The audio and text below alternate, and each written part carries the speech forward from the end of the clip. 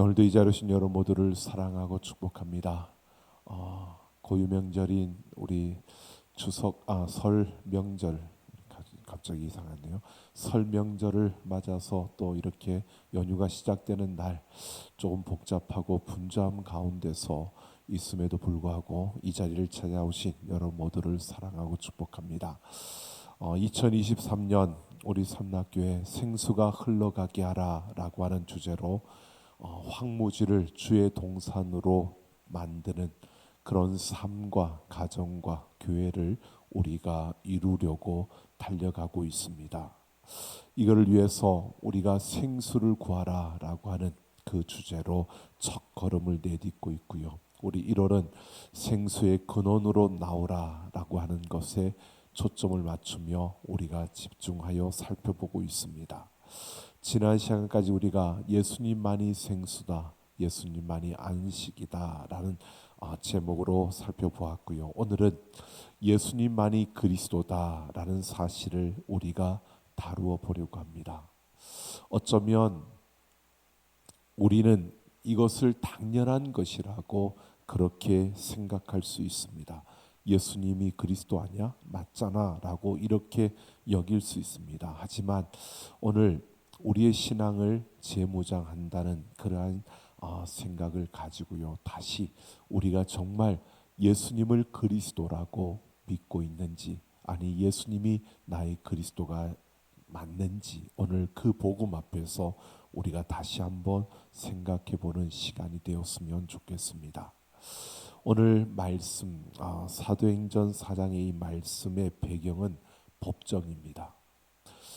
산헤드린 공회의 그 법정인데, 이 산헤드린 법정은 유대인들 가운데 최고의 법정입니다. 71명의 그러한 사람들로 구성된 법정입니다. 오늘 5절 6절 말씀을 보면 관리들과 장로들과 서기관들, 그리고 대제사장 안나스와 가야바와 요한과 그리고 알렉산더와 대제사장의 문중이 다 함께 모였다, 참여했다고 합니다. 그런데 이 광경을 보면 이 최고의 법정에 이들이 모여 있는 그곳에 선자들이 누구냐면 베드로와 요한입니다. 그리고 재판을 열고 있는 겁니다. 이 재판장의 모습이 어떤가 하면 우리가 이렇게 보면 됩니다. 두 사람 베드로와 요한을 가운데 두고요, 71명의 이 공회 의원들이 빙 둘러서 싸고 앉아 있는 겁니다. 그러니까 유대교에서 최고의 엘리트라고 말하는 그러한 71명의 사람들이 빙 둘러서 앉아 있고요. 그 가운데 원래 어부였던, 그리고 예수님의 제자가 된 베드로와 그 요한이 그 가운데 서 있는 겁니다. 여러분, 그 장면을 한번 생각해 보면 베드로와 요한은 초라한 모습을 가지고, 행색도 그럴 것입니다. 그런 모습을 가지고 그 중앙에 있는데 그 두 사람을 둘러싸고 71명의 유대교에서 최고라 하는, 네노라고 하는 그 사람들이 둘러싸고 있는 겁니다. 베드로와 요한에게 굉장히 중압감을 받을 수밖에 없는 그런 상황, 그런 환경이 지금 이들이 서 있는 그 위치였습니다. 그런데 그 상황 속에서 이 산헤드린 의원들이 베드로와 요한에게 무엇이라고 말하느냐 하면, 너희가 무슨 권세와 누구의 이름으로 이 일을 행했느냐라고 이렇게 묻는 겁니다. 여기에서 권세와 이름은 같은 의미입니다. 즉 황제의 이름은 황제의 권위를 나타내는 것입니다. 그러니까 그들이 베드로와 요한에게 너희가 무슨 권세로 누구의 이름으로 이런 일을 했느냐라고 하는 것을 묻는 것은 이유가 있습니다. 이들이 베드로와 요한에게 이렇게 묻는 이 이유를 알기 위해서 왜 베드로와 요한이 이 재판정에 서 있는지, 왜 그들이 감옥에 갇혔는지를 우리가 알아야 합니다. 이것은 사도행전 3장의 사건 때문입니다. 사도행전 3장의 사건은 우리가 너무 잘 알고 있습니다. 걷지 못하는 그 장애인 치유 사건입니다. 그러니까 베드로와 요한이 유대인들의 그 기도 시간에 맞추어서 오후 3시에 기도하러 예루살렘 성전을 향하여 가며 그 미문 곁을 지날 때 그 미문에 앉아있던 걷지 못했던 그 장애인이 구걸하는 것을 보았습니다. 그냥 지나쳐 가는 베드로와 요한에게 그 장애인이 구걸을 했습니다. 그때 베드로는 그 자리에서 은과 금은 내게 없거니와 내게 있는 이것을 내게 주노니 나사렛 예수 그리스도의 이름으로 일어나 걸으라고 그렇게 그를 붙잡아 일으켰습니다. 그가 걷지 못했던 그가 일어나서 뛰어서 성전 안으로 들어가는 겁니다. 순식간에 벌어진 일입니다. 베드로와 요한이 기도 시간이 마치는 그 시간쯤 되었을 때 그가 미문에 앉았던 구걸하던 자였던 것을 알던 사람들이 그가 그렇게 일어나 걷고 뛰는 모습을 보고요, 솔로몬 행각으로 모여서 그곳에서 이 일이 어떻게 되었는가를 보고 있는 그 순간에 그 베드로가 기도를 마치고 나오는 거기 모인 사람들에게 그렇게 외칩니다. 이 일을 왜 놀랍게 여기느냐? 우리 개인의 권능과 경건으로 이 사람을 걷게 한 것이 아닌데 왜 우리를 주목하느냐고 그렇게 외칩니다. 그러면서 아브라함과 이삭과 야곱의 하나님, 우리 조상의 하나님이 그의 종 예수를 영화롭게 했다라고 그렇게 전합니다. 여러분, 유대인들이 기도 시간에 올라가서 기도할 때에 그들은 기도문을 가지고 있었습니다.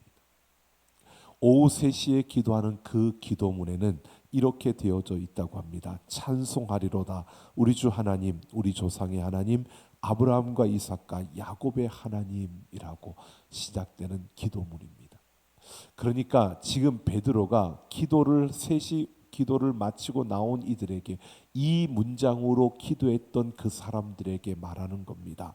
아브라함과 이삭과 야곱의 하나님, 너희 조상의 하나님이 예수를 영화롭게 했다라고 이렇게 선포한 것입니다. 지금 막 그들이 그 아브라함의 하나님, 야곱의 하나님, 이삭의 하나님, 야곱의 하나님이라고 우리 조상의 하나님이라고 그 이름을 부르며 기도했는데 그 하나님이 그의 종 예수를 영화롭게 했다라고 베드로가 그들에게 전한 겁니다. 그러면서 베드로는 예수님으로 말미암아 난 믿음이 너희 모든 사람 앞에서 이같이 완전히 낫게 했다라고 그들에게 선포했습니다. 즉 예수님의 이름, 그 이름의 권세가 이 사람을 낫게 했다는 것입니다. 베드로가 담대히 예수님이 그리스도이심을 그들에게 전하였고 이 말을 듣는 그 사람들 중에 5,000명이나 되는 사람이 예수님을 믿게 되었다라고 한 것입니다. 이 소문이 산헤드린 당국자들에게 들려진 것입니다.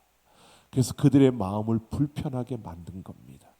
특히 예수님을 그리스도라고 전한 베드로의 그 설교의 내용이 그들의 마음을 아프고 그들의 마음을 힘들게 했던 것입니다. 그래서 베드로와 요한을 잡아서 그 산헤드린 공회 앞에 세운 것입니다.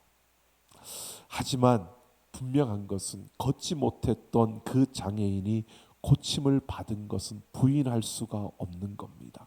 그건 사실이었기 때문에 그것 자체를 부정할 수는 없었습니다. 그래서 그들은 지금 무슨 권세와 누구의 이름으로 이 일을 행하느냐라고 이렇게 묻고 있는 겁니다. 바로 그 이름, 그 누구의 이름으로 무슨 권세로 이것을 하느냐라고 이렇게 말하고 있는 것은요, 너는 그럴 만한 자격이 없는 너희들인데 어떻게 그 걷지 못하는 장애인을 고치는 그런 잘못된 행위를 하느냐, 이렇게 꾸짖는 겁니다. 너희는 그럴 만한 자격이 없는데 그를 걷게 했으니까 너희는 잘못했다는 겁니다. 조금 말이 안 되는 것처럼 보여지지만 말이 안 되는 억지를 부리고 있는 겁니다. 그러니까 너희들에게 이렇게 말하는 겁니다. 의사 자격증이 없는 사람이 의료 행위를 했으니까 너희는 잘못했다는 겁니다. 그 사람이 고쳐진 것, 그 걷지 못했던 구걸하던 그가 일어나 걷게 된 것, 이것을 부정할 수는 없으니까 너희는 누구의 이름으로 무슨 권위로 그 일을 했느냐, 너희는 그럴 권위가 없고 그럴 만한 권세가 없는 자들인데 왜 그렇게 했느냐는 겁니다. 그런데 8절을 보면요, 베드로는 그 앞에서 기가 죽지 않았습니다. 지금 그 초라한 행색의 베드로와 요한을 가운데 두고 71명의 사내들인 공회의 그 최고의 권위를 가진 자들이 그들을 둘러싸고 이렇게 묻고 있는데 이들은 기죽지 않고요, 오히려 성령이 충만하여 대답했다라고 이렇게 말합니다. 성령이 충만했다는 것은 진리의 영에 사로잡혔다는 것입니다. 그들은 진리의 영에 사로잡혀서 너희가 십자가에 못 박고 하나님이 그 죽은 자 가운데서 살리신 예수 그리스도의 이름으로 이 사람이 건강하게 되어 너희 앞에 섰느니라 라고 이렇게 말하고 있습니다. 10절에서요, 너희가 십자가에 못 박고 하나님이 죽은 자 가운데서 살리신 나사렛 예수 그리스도의 이름으로 이 사람이 건강하게 되어 너희 앞에 섰느니라 라고 말하는 겁니다. 지금 베드로는 이 장애인의 치유가 나사렛 예수 그리스도의 이름으로 된 것이라고 아주 명백하게 그 사내들인 의원들 앞에서 밝히고 있는 겁니다. 그런데 베드로가 여기에서 건강하게 되었다, 건강하게 되어라고 하는 이 단어를 우리가 주목해야 합니다. 이 건강하게 되어라고 하는 이 단어는요, 육신의 장애만을 고친 것을 말하는 것이 아닙니다. 이것은, 이 단어는 육신의 장애뿐만 아니라 정신적으로 영적으로 그의 인간의 총체적인 모든 것이 건강하게 된 것을 말하고 있는 것입니다. 그러니까 장애를 그 앉아서 걷지 못했던 그것만 치유된 것이 아니라 그가 영혼과 그의 정신과 모든 것이 치유받아 건강하게 되었다는 사실을 말하는 것입니다. 여러분, 여기에는 우리가 이런 생각을 해봐야 됩니다. 육체적으로는 장애를 가지고 있지만 건강한 사람이 있고요, 또 육체적으로는 장애를 가지고 있지 않지만 건강하지 못한 사람이 있다는 겁니다. 여러분, 우리가 행복이라는 것을 생각해 봐도 그렇습니다. 가난하면서도 그 사람은 건강하게 사는, 행복하게 사는 사람이 있는가 하면, 부자이면서도요, 그가 행복한 것이 아니라 오히려 건강하지 못하게 불행하게 매일 힘들게 어렵게 힘겹게 살아가는 이들이 있다는 것입니다. 지금 여기에서 베드로의 대답은 이것입니다. 예수 그리스도로 말미암아 인간의 가장 근본적인 문제, 그 죄의 문제가 치유되고 회복되었다는 것을 말하고 있는 겁니다. 육신의 그 몸이 치유되는 것, 그보다 가장 근본적인 죄의 문제가 해결되고 그가 건강하게 되었다는 것을 말하고 있는 겁니다. 그러니까 육신적인 질병이 고쳐지는 것, 그것만이 아니라 그보다 더 깊은 바로 인간의 근본적인 그 문제가 해결되었다는 것입니다. 그것을 치유하신 분이 바로 예수님이라고 이것을 언급하고 있는 겁니다. 즉 모든 치유의 근원 되시는 분이 바로 예수님이라는 것을 밝히고 있는 것입니다. 즉 예수님이 그리스도고 예수님이 구원자라는 뜻입니다. 그래서 바로 그 예수 그리스도를 사람들이 죽였고 하나님이 살렸다라고 정확하게 그렇게 설명한 것입니다. 그러면서 11절을 보면 시편 118편 22절을 말씀을 인용해서 예수님은 너희 건축자들의 버린 돌로서 집 모퉁이의 머릿돌이 되었다라고 강조하고 있습니다. 예수님은 사람들에 의해서 버림을 받았습니다. 그렇다고 예수님을 못 박은 사람들을 찾아내서 엄벌을 가해도 그 문제를 해결되는 것은 아닙니다. 그래서 하나님이 그 죽음 가운데서 예수님을 살렸다는 것입니다. 이것은 사람이 할 수 있는 일이 아니고 세상을 무로부터 창조하신 그 하나님만이 하실 수 있는 일, 바로 죽음 가운데서 살리는 영원한 생명의 것은 바로 그 하나님만이 하실 수 있는 일인데, 그 하나님께서 예수님을 살렸다는 것입니다. 그래서 예수님의 부활, 이 부활은 바로 창조 사건이라고 말할 수 있는, 하나님만이 무에서 유를 창조하시는 그 하나님만이 하실 수 있는, 그 죽음에서 그를 살릴 수 있는 분은 하나님밖에 없다는 것입니다. 그러니까 내 생명을 조금 더 연장하거나 또는 건강을 유지하거나 내 어떤 삶의 그런 유익함을 더 높여주는 이러한 수준이 아니라, 그런 것과는 차원이 다른 근본적인 치유, 그 영원한 생명이 주어졌음을 말하고 있는 겁니다. 그러니까 부활 생명으로의 변화를 말하는 겁니다.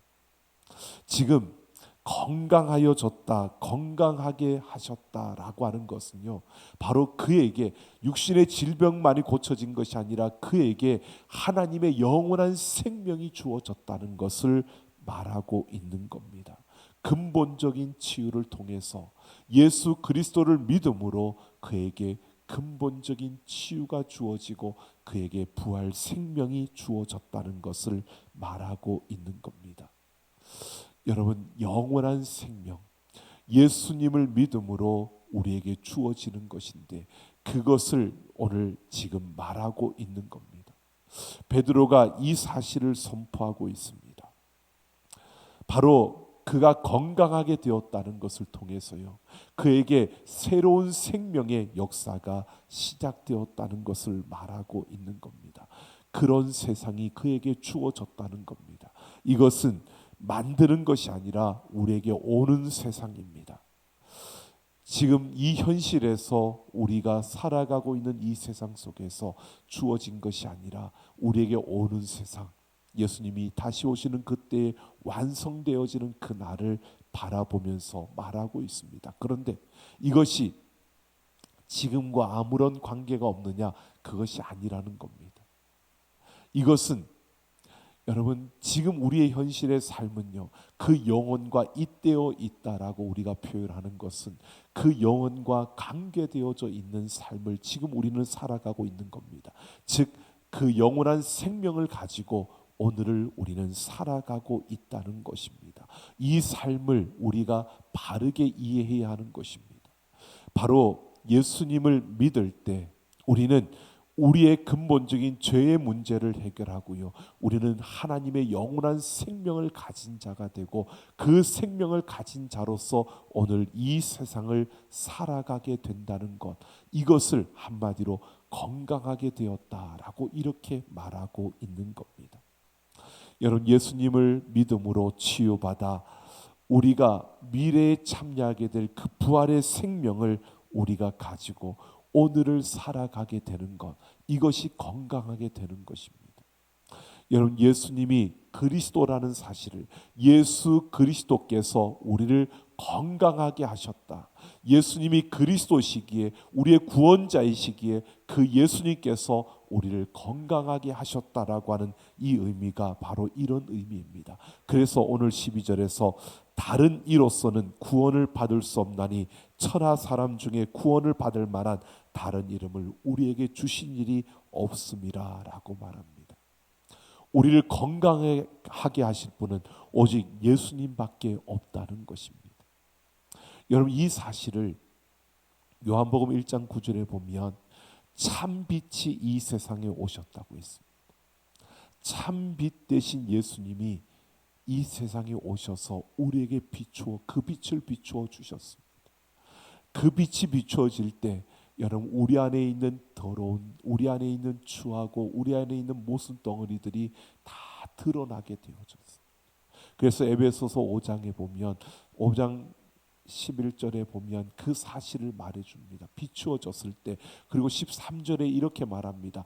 드러나는데 그 드러나고 난 다음에 드러남이 곧 빛이니라 라고 말합니다. 우리에게서 그것이 빛이 비추어져서 드러났을 때 그 다음에 우리가 빛이 되었다고 말합니다. 여러분, 우리는 빛이 아니었습니다. 어둠의 자녀들이었는데 그 빛이 우리에게 비춰짐으로 우리의 그 추한 것들이 드러나게 되고요. 내가 그 예수를 통해서 그 드러남이 되어졌을 때 우리는 빛이 되었다는 겁니다. 여러분, 우리가 세상의 빛이라는 것은 이것을 말하는 겁니다. 여러분, 우리가 말하는 태양빛, 이 전기빛, 모든 세상의 빛들은요, 우리에게 비춰지면 반사되어지는 것밖에 되는 게 없습니다. 내가 그 빛이 될 수는 없습니다. 그런데 예수님 참 빛이 우리에게 오셔서 우리가 빛이 되었다고 말하고 있는 겁니다. 이것은 바로 우리에게 이 사실을 말해주고 있는 겁니다. 예수님이 우리의 구원자 그리스도이시기에 그 예수님을 믿음으로 우리는 영원한 생명을 가진 자가 되었습니다. 우리가 완전히 변화된 겁니다. 우리 DNA 자체가 바뀌어진 겁니다. 더 이상 죽음의 자녀가 아니라 하나님의 생명을 가진 자녀가 된 것입니다. 그러니까 우리가 어둠이 아니라 빛이 된 것입니다. 그래서 나에게 있는 그 예수 그리스도의 그 빛으로 우리가 빛이 되어 비춤으로 또 다른 이들에게 그 빛을 비추는 그러한 존재가 된 것입니다. 바로 예수, 그 예수님이 우리의 구원자이시기에 우리에게 이런 사실이 이루어졌다는 겁니다. 지금 베드로는 그 사내들인 공회 의원들 앞에서요, 최고의 권위를 가진 그들 앞에서 주눅들지 않고 지금 이 사실을 선포하고 있는 겁니다. 예수님이 그리스도라는 겁니다. 너희가 십자가에 못 박아 죽인 그 예수님을 하나님이 다시 살리셨고 그가 바로 우리를 구원할 메시아라는 겁니다. 그래서 그로 말미암아 내가 건강하게 되었다는 겁니다. 우리가 그 예수를 믿는 자들이 건강하게 되었다는 겁니다. 그래서 지금 내가 너희 앞에 이 초라한 행색으로 서 있지만 나는 하나님의 그 부활 생명을 가진 자로 너희 앞에 서 있다는 것을 베드로가 말해주고 있는 것입니다. 여러분, 베드로와 요한을 보십시오. 이게 바로 예수님을 그리스도로 믿는 자들의 모습입니다. 내가 예수님을 그리스도로 믿습니다. 여러분, 이 사실이 우리의 삶으로 보여지는데요. 예수님을 믿는다는 것은 내가 영원한 생명을 가졌고 내가 참빛으로 인하여 내가 빛이 되었다는 것은 이 땅에서 그 빛으로 살아간다는 것은요, 내가 영원한 생명을 가지고 이 땅에서 살아간다는 것은 우리의 삶의 방향이 달라진 것입니다. 내 DNA가 달라졌다는 것은 내 삶의 가치와 의미와 방향이 달라졌다는 겁니다. 이게 지금 베드로와 요한이 보여주고 있는 그 모습입니다. 그들 앞에서 주눅들지 아니하고요, 성령으로 충만한 가운데 이들이 예수님이 그리스도라고 외칠 수 있는 것은 그 예수님을 믿음으로 내가 건강하게 되어서 내가 너희 앞에서 이렇게 당당하게 그 생명을 가진 자로 이렇게 그 진리를 선포하고 있는 그들의 모습을 나타내고 있는 겁니다. 예수님이 그리스도라는 사실을 이들이 보여주고 있다는 것입니다. 여러분, 오늘 우리가 생각해 보십시오. 예수님이 그리스도라는 사실을 우리가 믿는다면 우리에게는 영원한 생명이 있습니다. 우리는 참빛이 우리에게 비추어져서 우리는 빛이 된 자들입니다. 그러면 우리에게서 그 빛이 비추어져야 되는 겁니다. 내가 예수 그리스도를 믿는다면 우리의 DNA가 바뀌어졌습니다. 더 이상 죄인이 아니고 우리는 하나님의 자녀로서 영원한 생명을 가진 자로서 이 땅에 서 있는 겁니다. 그렇다면 우리의 삶의 방향이 달라져야 되는 겁니다. 세상에 있지만 세상 사람들과 우리가 바라보는 방향은 달라야 하는 겁니다. 우리가 이 세상을 살아가지만 그들과 우리의 가치가 다른 겁니다. 그들이 추구하는 가치와 우리가 추구하는 가치가 다르다는 것입니다.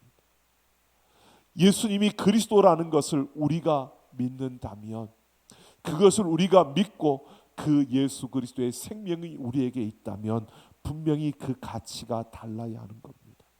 바라보는 것이 다를 수밖에 없는 것입니다. 이 베드로와 요한이요, 그들 앞에서 당당하게 너희가 십자가에 못 박아 죽였던 그 예수가 그리스도라고 외칠 수 있었던 것처럼 우리는 이 세상에서 그 예수님이 그리스도라고 외칠 수 있는, 이 선포할 수 있는, 누구에게도 이 사실을 전할 수 있는 그러한 우리의 모습이 바로 예수님을 그리스도로 믿는 자의 모습인 것입니다. 여러분, 우리는 예수님이 그리스도라고, 아니 예수님이 우리의 구원자라고 여러분 외치고 선포하며 살아가고 있습니까? 많은 이들이 메시아를 대망했습니다.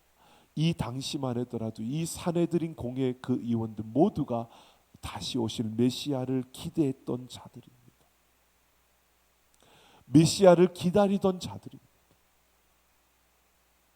그들 앞에 베드로와 요한은 당당하게 예수가 그 메시아라고 외치고 있습니다.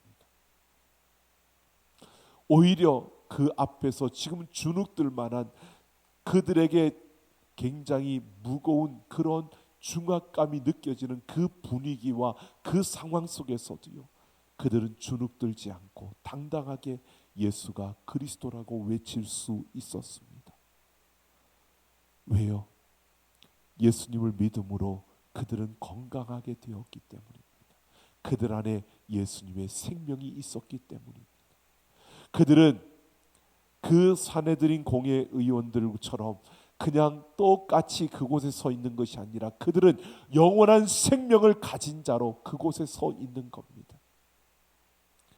그들은 그 어떤 것에도 묶이지 않고 매이지 않는 겁니다.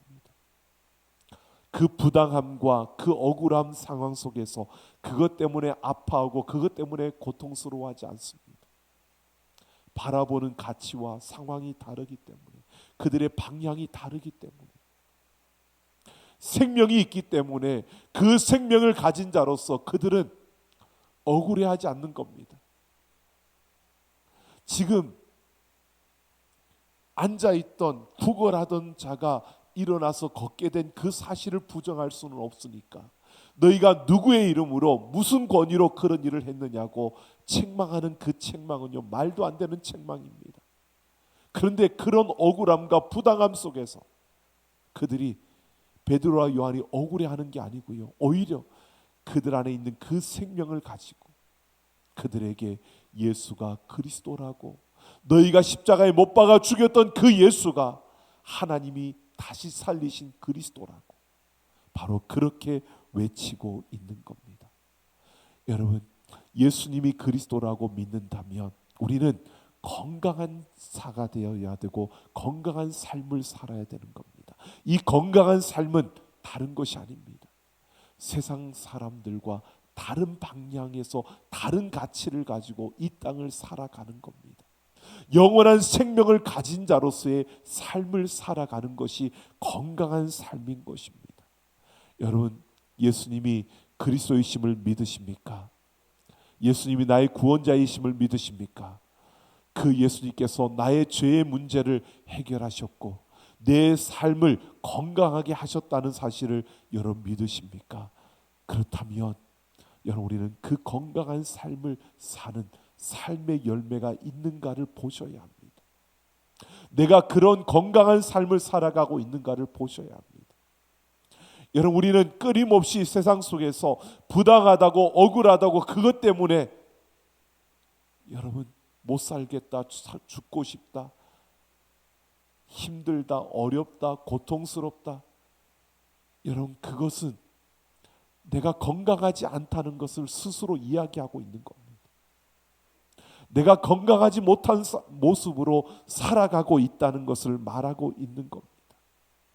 예수님이 그리스도라는 그 사실을, 나사렛 예수가 나를 구원하신 그리스도라는 그 사실을 우리가 믿는다면요, 우리의 삶에서 내가 건강한 이 삶을, 건강한 그 걸음을 우리가 경험해 보셔야 합니다.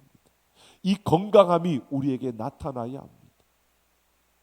똑같이 이 세상 속에 있지만 세상과 다른 방향으로 서 있는, 세상에 있지만 세상과 다른 가치로 살아가는, 세상에 있지만 세상의 것으로 의미를 부여하는 것이 아니라 영원한 것의 의미와 가치를 두고 달려가는 그 걸음을 걸어가야 하는 겁니다.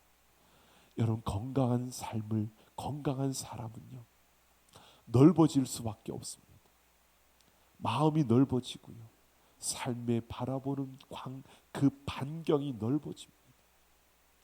이 건강한 사람은요, 깊어집니다. 그냥 바쁘게, 분주하게, 복잡하게 그 가운데 끌려가는 것이 아니고요, 하나님, 그러면 그럴수록, 바쁘면 바쁠수록, 복잡하면 복잡할수록요, 더 하나님 앞에 깊어지는 삶을 사는 겁니다. 더 하나님을 찾게 되고요, 더 하나님께로 가까이 다가가게 되고요, 더 하나님께로 다가서게 되는 것입니다. 여러분, 오늘 우리는 이 건강한 사람, 건강한 삶을 사는 우리가 되기를 예수님의 이름으로 축원합니다. 여러분, 우리가 예수님이 그리스도라는 사실을 믿는다면 이제 우리는 이 땅 가운데서 이 건강한 삶을 살아야 합니다. 영원한 생명을 가지고 우리는 이 땅에서 오늘을 살아가는 자로서요, 외칠 수 있어야 합니다. 당당하게 우리는 주눅들지 않고 그들이 뭐라고 하든 그 세상 속에서 예수가 그리스도라는 사실을, 예수님만이 그리스도라는 이 사실을 선포하며 건강한 삶을 살아가는 우리 모두가 되기를 예수님의 이름으로 축원합니다.